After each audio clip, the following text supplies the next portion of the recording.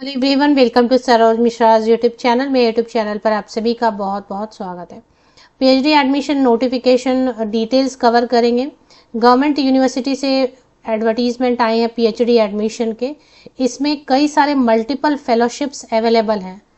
Fellowships के category में एक फेलोशिप ऐसा भी है जिसमें कि नॉन नेट, मतलब जिनके पास नेट नहीं है, सीएसआई या नेट क्वालिफाई भी नहीं किया है, सेट भी नहीं क्वालिफाई किया, उनके लिए भी फेलोशिप अवेलेबल है।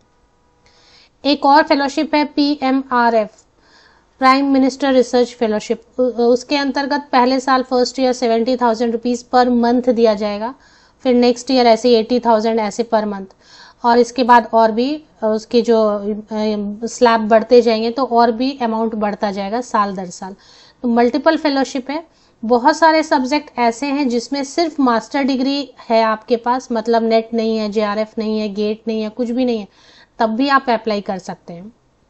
तो कौन सा सब्जेक्ट ऐसा है जिसमें कि मास्टर डिग्री वाले, सिर्फ ओनली मास्टर डिग्री वाले भी अप्लाई कर सकते हैं, ये देख लें, क्योंकि यहाँ पर नेट के बिना भी फेलोशिप आपको मिल रही है। सभी कैंडिडेट्स को फेलोशिप मिलेगी मतलब। तो चलिए देख लेते हैं डिटेल्स। तो बात करें हैदराबाद यूनिवर्सिटी ऑफ हैदराबाद की। ये सेंट्रल यूनिवर्सिटी है। सेंट्रल यूनिवर्सिटी होने के वजह से नॉन नेट फेलोशिप इसमें दिया जा रहा है। लास्ट डेट इसकी 14 सितंबर 2024 है। 14 सितंबर 2024 तक जो इंटरेस्टेड एलिजिबल कैंडिडेट है ऑल ओवर इंडिया से एप्लीकेशन कर सकते हैं। इसमें जो खास चीजें वो हम कवर कर लेते हैं। और 328 पेजेस की जो है ना इनकी इंफॉर्मेशन बुलेटिन है। इसमें बाकी और भी कोर्सेज के बारे में बताया है। तो हमारा बेसिकली मेनली जो फोकस रहेगा वो होगा पीएचडी एडमिशन की नोटिफिकेशन, जो डिटेल्स रहेंगी उस पर। फीस की डिटेल भी देखेंगे। लास्ट डेट मैंने आपको बताया, ऑनलाइन एप्लीकेशन काफी दिनों से ही चल रहा है, लेकिन 14 सितंबर तक आप अप्लाई कर सकते हैं। ये सेंट्रल यूनिवर्सिटी है। चलिए, और इसके जो हाईलाइट्स है वो देखेंगे। सब्जेक्ट सबसे पहले देखेंगे, और सब्जेक्ट में दो कैटेगरी है। कुछ सब्जेक्ट के लिए आपके पास मास्टर डिग्री है, सिर्फ पोस्ट ग्रेजुएशन है, नेट नहीं है, सेट नहीं है, सीएसआई या नेट भी नहीं है, गेट भी नहीं है, तब भी आप अप्लाई कर सकते हैं। और कुछ सब्जेक्ट्स के लिए आपके पास नेट होना होगा या फिर कोई तो भी और एक कॉम्पिटिटिव एग्जाम क्लियर हुआ होना होगा, तब आप अप्लाई कर सकते हैं। तो ये दो कैटेगरीज को ठीक से समझना है। वीडियो अगर आप ठीक से समझेंगे तो काफी यूजफुल रहेगा। सबसे पहले आप देखेंगे पीएचडी मैथमेटिक्स के लिए 3 इनटेक है। Applied mathematics, statistics, computer science में 15 सीट्स हैं। फिजिक्स पीएचडी में 20 सीट्स हैं। इलेक्ट्रॉनिक साइंस एंड इंजीनियरिंग में 3 सीट्स रहेंगे। अर्थ, ओशन एंड एटमॉस्फेरिक साइंस में 7 सीट्स हैं। केमिस्ट्री में 31 सीट्स हैं। बायोकेमिस्ट्री में 9 सीट्स हैं। प्लांट साइंसेज में 12, एनिमल बायोलॉजी में 13 सीट्स हैं। बायोटेक्नोलॉजी में 12 सीट्स हैं। इसके अलावा सिस्टम्स एंड कंप्यूटेशनल बायोलॉजी में 5 सीट्स हैं। इंग्लिश में 6 हैं। फिलोसफी में 8 सीट्स हैं। हिंदी में 8, तेलुगु में 19, उर्दू में 3, अप्लाइड लिंग्विस्टिक में 8,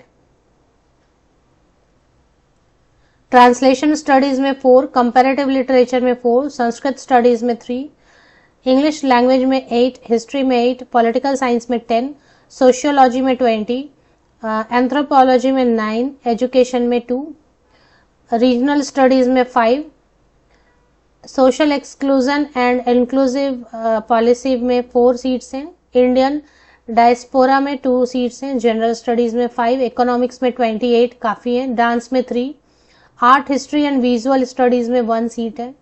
कम्युनिकेशन में 3, मैनेजमेंट स्टडीज मतलब एमबीए वगैरह 15 सीट्स हैं। एमकॉम वाले भी कर सकते हैं। ऑप्टोमेट्री में 2 सीट्स हैं। बायोमेडिकल में, साइकोलॉजी में भी है seat 7, cognitive science, materials engineering, nano science and technology. तो ये सारे जो है ना टोटल आपको देखने को मिलेंगे पेज नंबर 40 से। अब इनमें जो है ना कुछ सब्जेक्ट के लिए एंट्रेंस एग्जाम होगा, मतलब मास्टर डिग्री भी है तो आप अप्लाई कर सकते हैं। कुछ सब्जेक्ट के लिए तो एंट्रेंस एग्जाम होगा, मतलब सिर्फ मास्टर डिग्री होल्डर है तब भी आप अप्लाई कर सकते हैं। उनकी लिस्ट दे दी है, एग्जाम का डेट दे दिया है।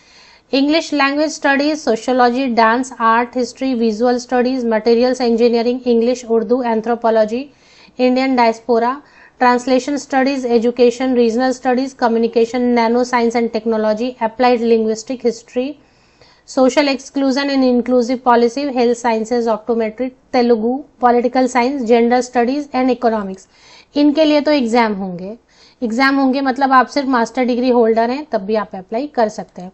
तो अगर जिसमें मास्टर डिग्री मांग रहे हैं, जिनके एग्जाम होंगे, उसमें 55% मार्क्स आपका होना चाहिए। और बाकी में जो है ना, अब सब्जेक्ट वाइज भी लिखा हुआ है, वो आपको देखना है। जैसे कॉग्निटिव साइंस है, उसमें JRF नेट क्वालिफाइड भी अप्लाई कर सकते हैं, इंटरव्यू होंगे। तो इसके अलावा मैंने आपको सारे सब्जेक्ट बताए, सारे सब्जेक्ट में मैंने अब आपको ये लिस्ट बता दिया कि ये सारे जो सब्जेक्ट हैं इनके लिए एग्जाम होंगे। बाकी सब में जो है ना एग्जाम होंगे, मतलब इसमें विदाउट नेट भी आप अप्लाई कर सकते हैं, विदाउट JRF भी आप अप्लाई कर सकते हैं। इसके अलावा जितने भी मैंने लिस्ट में आपको नाम बताए, मेन जो लिस्ट जहां से मैंने रीड किया, उसमें आपका नेट वगैरह होना होगा, तो वो भी देख लेते हैं। तो जो सब्जेक्ट मैंने आपको बताया अभी पढ़ के जस्ट कि इनके लिए तो एग्जाम होंगे, उसके बारे में क्या लिखा है देखें। PhD admission to programme other than the above will be done through, other than above मतलब ये जो लिस्ट मैंने आपको बताया, English, Urdu, cognitive studies, dance, economics, gender studies, diaspora, regional studies, education, anthropology, sociology, political science, ये जो list मैंने आपको रीड करके एक बार बताया, इनके लिए तो एग्जाम होंगे। और बाकी जितने भी सब्जेक्ट की लिस्ट मैंने पहले बताई थी, उनका एंट्रेंस नहीं होगा, वो डायरेक्टली UGC नेट से या CSIR नेट से ले लेंगे।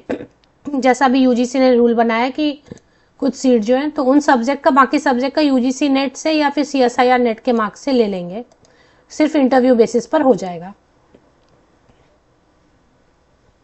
एंट्रेंस एग्जामिनेशन हो गया भुवनेश्वर, कोची, पटना, दिल्ली, गुवाहाटी, हैदराबाद एंड कोलकाता में। तो जो भी कैंडिडेट अप्लाई कर रहे हैं उनको बहुत परेशान नहीं होना है कि सबको साउथ ही जाना पड़ेगा। साउथ के अलावा इधर भी सेंटर्स बना रहे हैं। भुवनेश्वर उड़ीसा में हो गया, कोची में तो साउथ में हो गया, पटना बिहार में है, दिल्ली में है, आसाम में है, हैदराबाद एंड वेस्ट बंगाल, कोलकाता में भी मतलब एग्जाम के सेंटर बनाए गए हैं।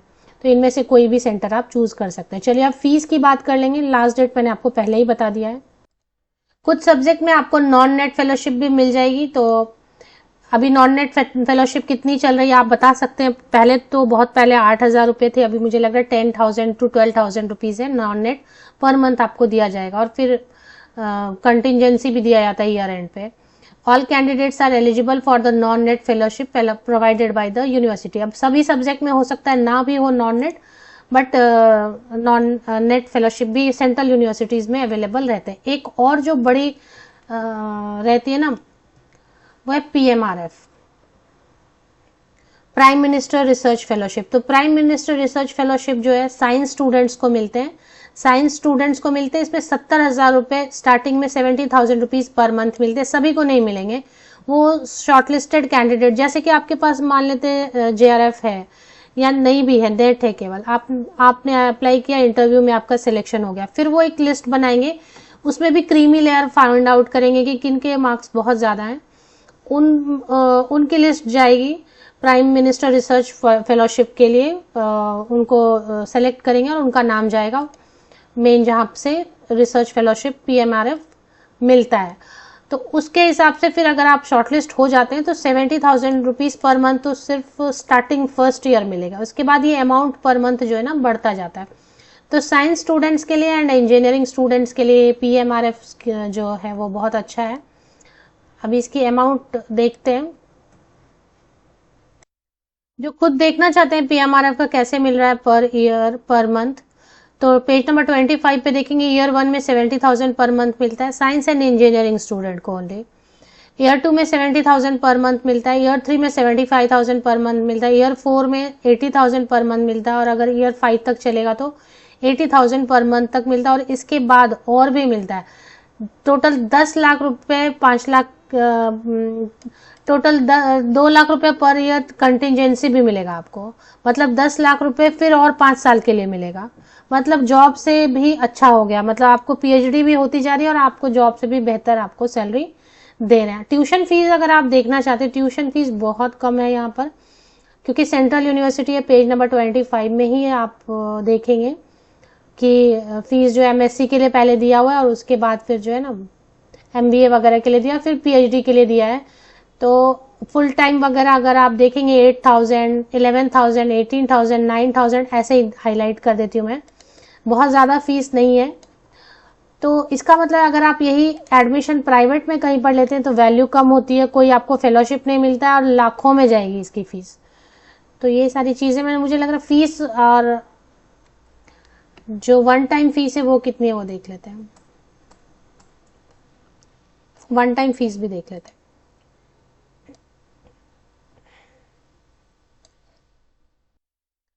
अगर आप और भी नोटिफिकेशन चाहते हैं पीएचडी की जहां पर मास्टर डिग्री वाले कैंडिडेट भी एलिजिबल हों, ये थोड़ा मुझे समझाने में टाइम लग गया क्योंकि इन्होंने कॉम्प्लेक्स बनाया हुआ है कि कुछ के लिए नेट नहीं चाहिए, ऐसे ही एंट्रेंस से लेंगे एडमिशन, कुछ के लिए नेट चाहिए, CSIR नेट चाहिए या फिर JRF चाहिए, तो थोड़ा सा कॉम्प्लेक्स है इसलिए टाइम लग गया। अदरवाइज जो है ना, तो एप्लीकेशन फी जनरल कैंडिडेट के लिए 600 रुपीज़ है, EWS कैंडिडेट्स के लिए 550 रुपीज़ है and OBC non creamy layer candidates के लिए 400 रुपीज़ है, SC ST PWD कैंडिडेट्स के लिए 275 रुपया रहेगा एंड फीस नॉन रिफंडेबल रहेगा। फीस आपको रिफंड नहीं मिलेगा। अगर आप अप्लाई करते हैं किसी भी वजह से आप विड्रॉ करना चाहेंगे तो वो आपको नहीं मिलेगा। तो ये पेज मैं आपके साथ शेयर कर देती हूँ। 14 सितंबर तक आप लेटेस्ट अप्लाई कर सकते हैं। ऑलरेडी ऑनलाइन एप्लीकेशन काफ़ी वक्त से चल रहा है, 1 अगस्त से ही शुरू हो गया ऑनलाइन एप्लीकेशन।